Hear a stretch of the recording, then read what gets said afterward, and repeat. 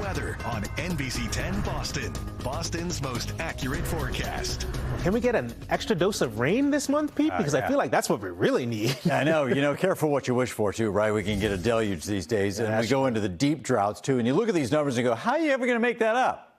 Well, in some cases, you really don't.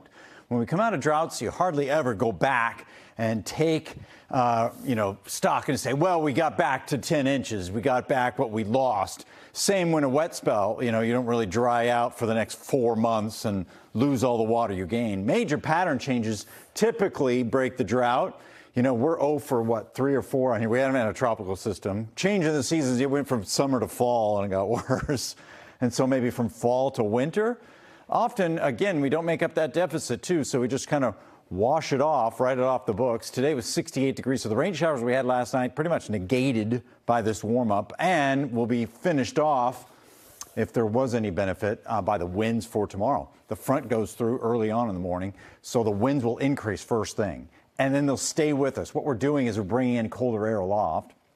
And there's still some warmth to be had. Boston's still at 60 degrees. So we flush that out, change out the air masses, and you'll see that wind surge in the afternoon. It'll start off pretty good at 30-mile-an-hour gusts, and then maybe up to 40 miles an hour into the afternoon, and then go through the night on Tuesday night, and then finally tail off by Wednesday. On Cape Cod, they'll go through Wednesday and into Wednesday afternoon. So we'll hold on to some of that wind through Sandwich and out through Chatham into Wednesday.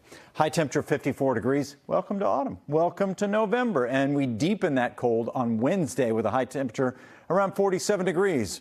Now that will be chilly. We'll start off with wind chills in the 20s, just so you know on Wednesday early on.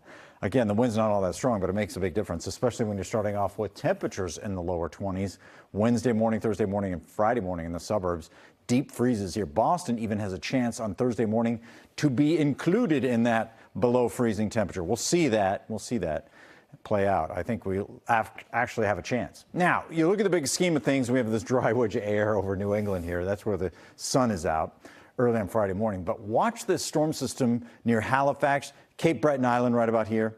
This big plume of rain just sinks back over us. Is this really going to happen? Can that happen? It can happen. It rarely happens here in New England, and it's really one of those difficult forecasts where the guidance has a lot of problems with it, timing and precipitation intensity. So for that reason, the numbers are pretty low between Friday and Saturday, but that's when it would happen between Friday and Saturday. There could be beneficial rain in this if it all does iron out and come to fruition. We're optimistic about it, but we're cautiously optimistic. So we're not throwing things around that say we get an inch of rain coming our way.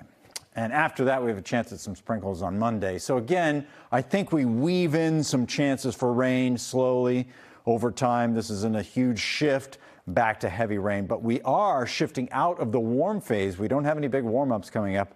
Over the weekend, we get back into the mid-50s, and that's it. 60s and 70s are out.